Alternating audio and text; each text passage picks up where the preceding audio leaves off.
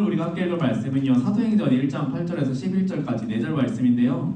우리 4절이니까 짝수절이니까 한 절 여러분, 한 절 여러분 이렇게 반복해서 서로 주고받고 하면서 읽도록 할게요. 앞에 화면 보고 같이 읽어보겠습니다. 제가 먼저 8절 읽겠습니다. 그러나 성령께서 너희에게 오시면 너희가 권능을 받고 예루살렘과 온 유대와 사마리아와 땅끝까지 이르러 내 증인이 될 것이다. 여러분 9절 시작.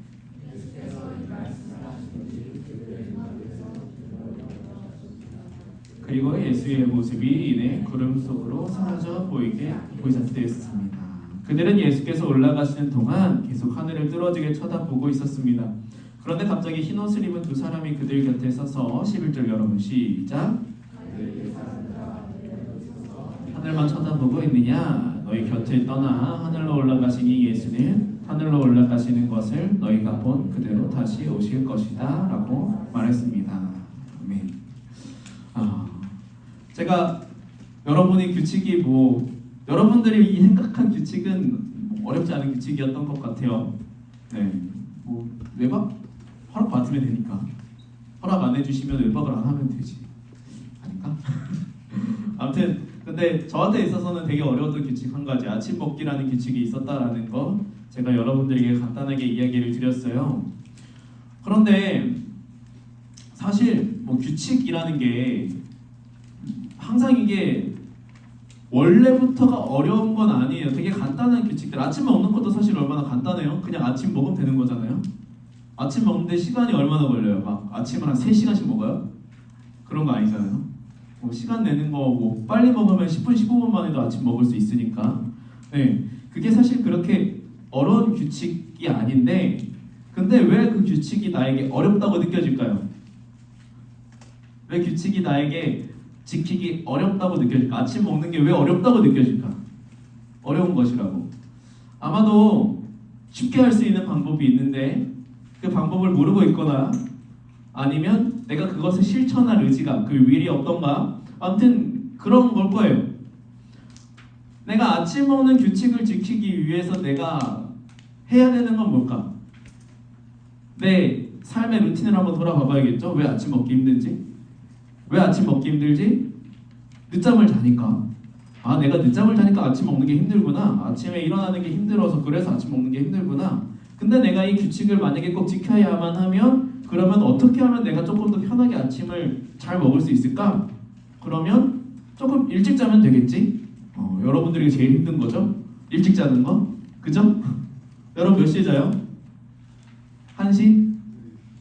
10시에 잔다고? 그럼 키 많이 크겠다.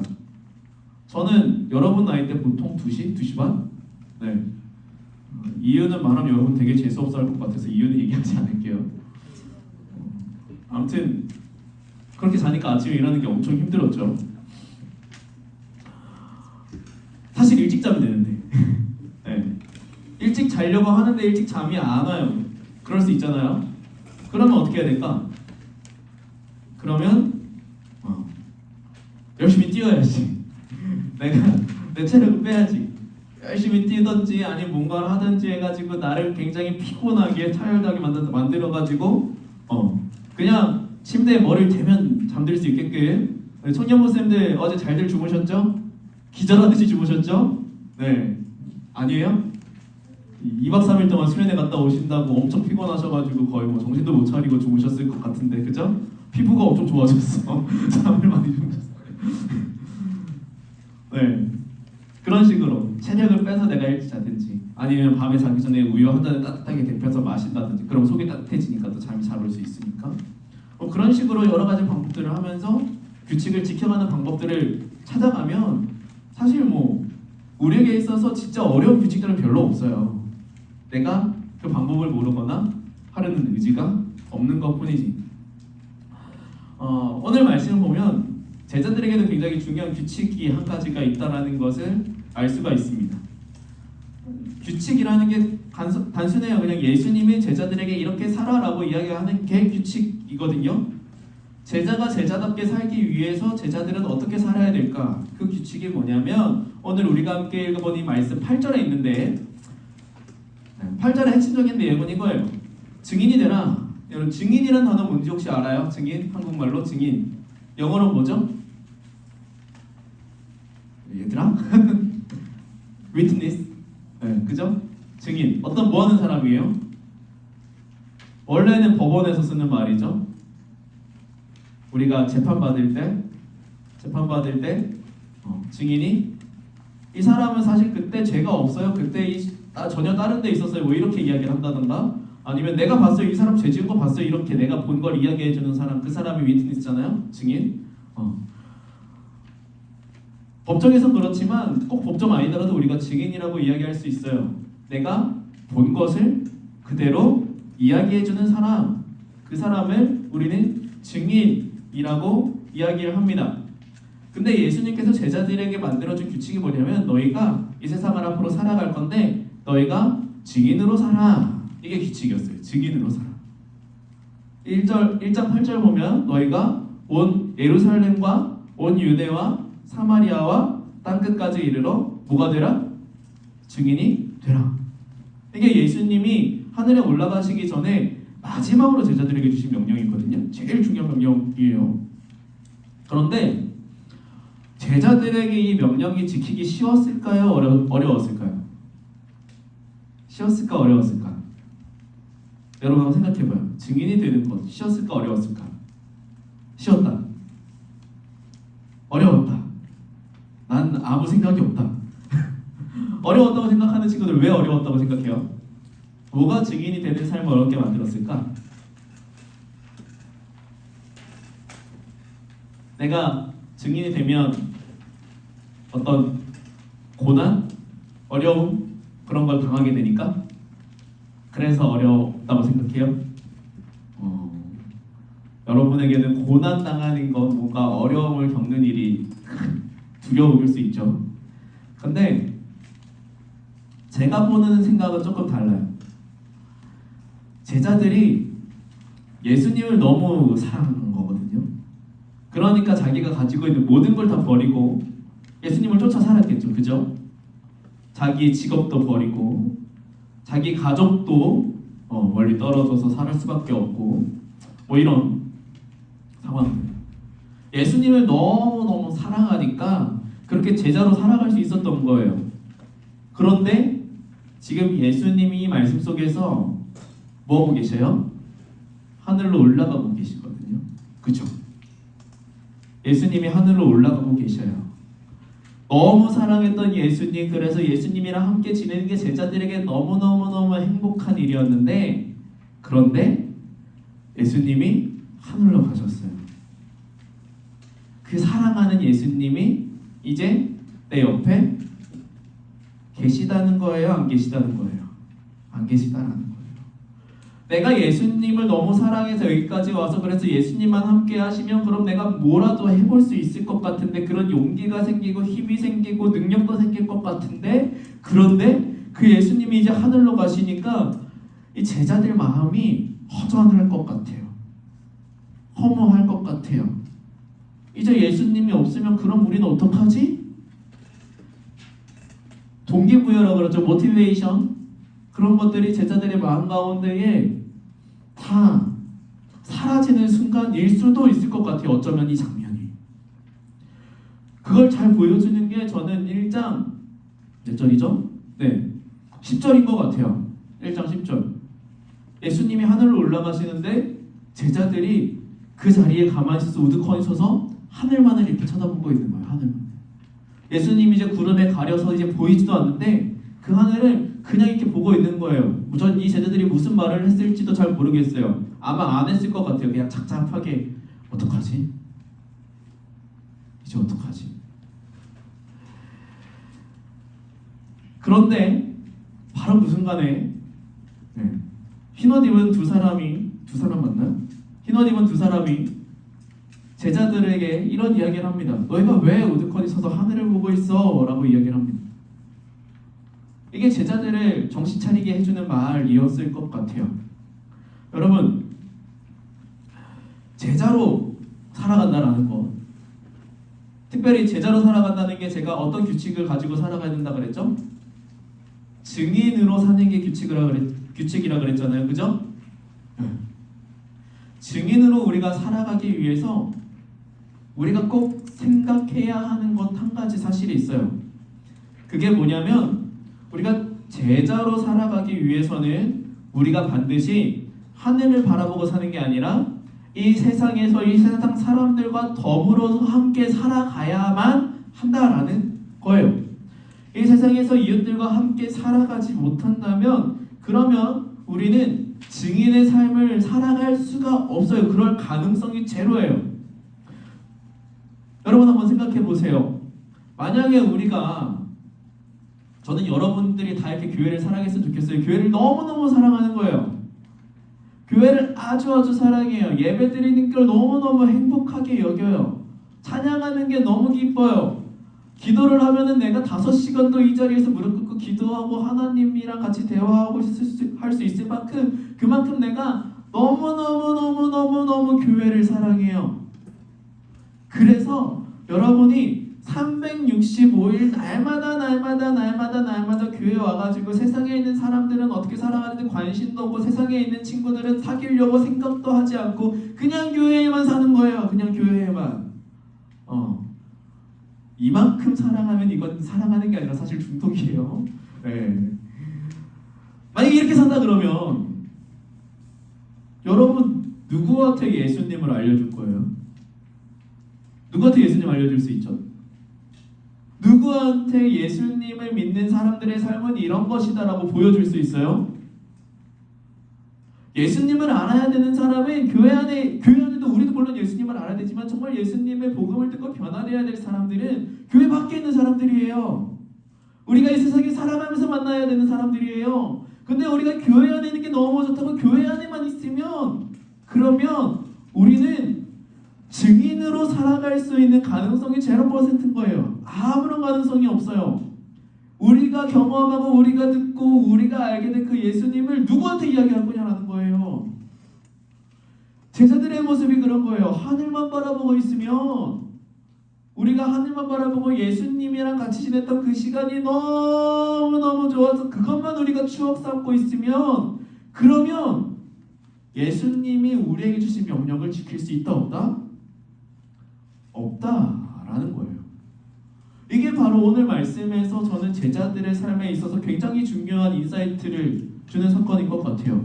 너희가 어찌해서 하늘만 보고 있어? 라고 정신을 리프레시 해주는 거죠.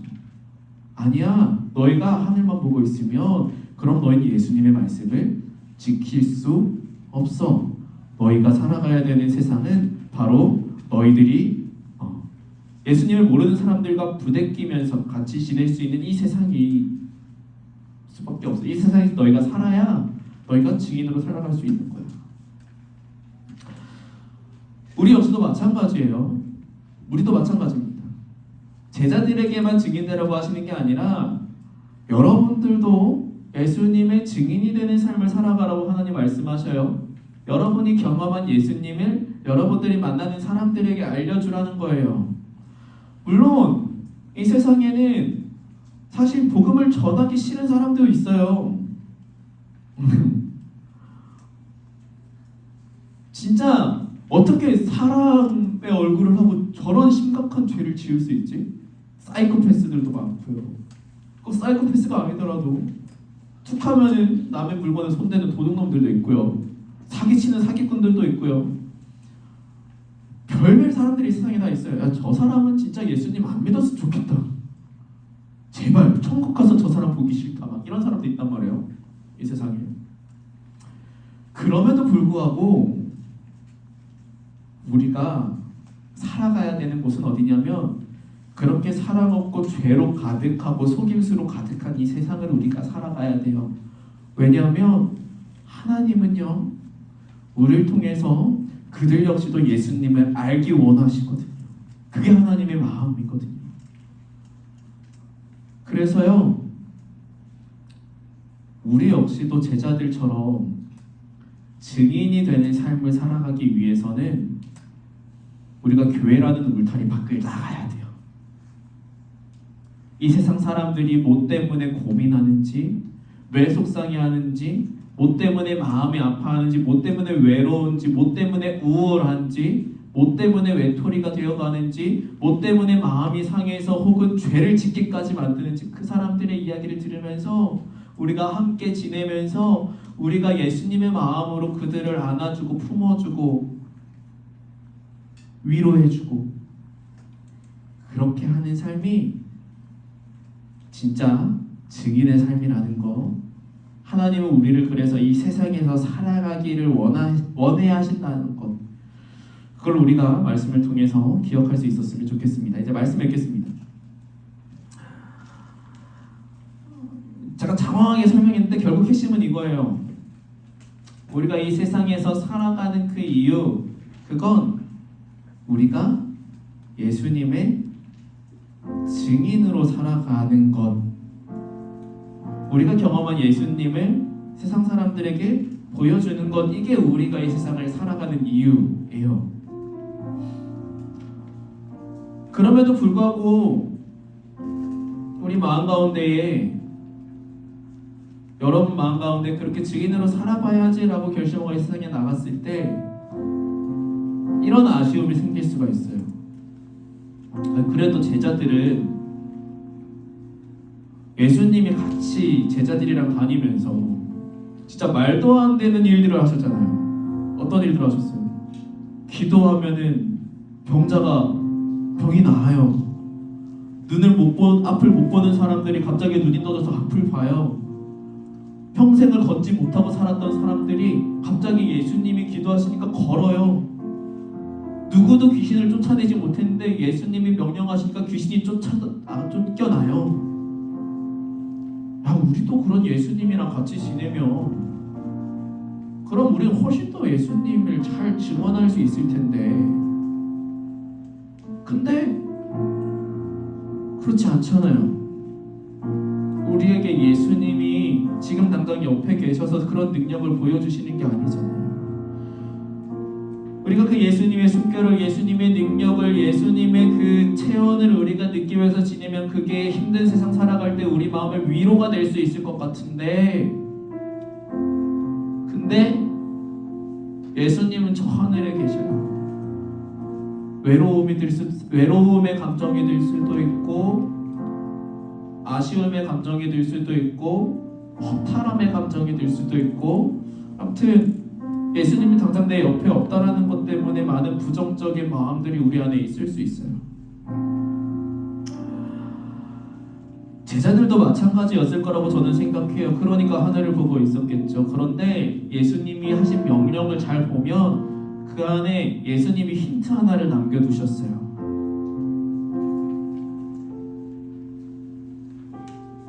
너희가 아무 이유 없이 그냥 예루살렘과 온 유대와 사마리아와 땅끝까지 나가라고 그렇게 이야기하시는 게 아니라 그 앞에 다른 이야기 하나를 더 해주시거든요. 오직 성령이 너희에게 임하시면 너희가 권능을 받아 예루살렘과 온 유대와 사마리아와 땅끝까지 이르러 내 증인이 되리라. 당장 예수님이 우리 옆에 안 계셔요. 예수님의 그 놀라운 기적과 능력을 우리는 성경 말씀을 통해서만 보지 우리가 직접 경험하기가 어려워요. 그래서 우리가 외롭고 지치고 힘들고 속상한 순간이 올 것을 우리 예수님은 이미 아셔서 그래서 말씀을 통해서 약속해 주셔요. 너희가 그렇게 증인이 되어야 되는데 그런 너희의 삶을 도와줄 분을 내가 너희에게 보내줄 거야. 성령님을 너희한테 보내줄 거야. 여러분, 그 성령님이 지금 여러분의 마음 가운데 계셔요. 이미 우리 가운데 찾아와 계셔요. 우리가 느끼든 느끼지 못하든 그 성령님이 여러분들과 함께 하고 계시고, 여러분 마음에 속상함이 있을 때 그 속상함을 듣고 같이 울어주시고, 그리고 여러분이 지쳐서 힘이 없을 때 그때 여러분이 다시 힘날 수 있도록 응원해 주시는 그 성령님이 지금 우리와 함께 하고 계시기 때문에 우리는 교회 안에만 있는 게 아니라 교회 문 밖을 나가서 세상에서 살아갈 수 있는 거예요. 성령님이 우리에게 주시는 그 위로를 세상 사람들에게 보여줄 수 있는 거예요.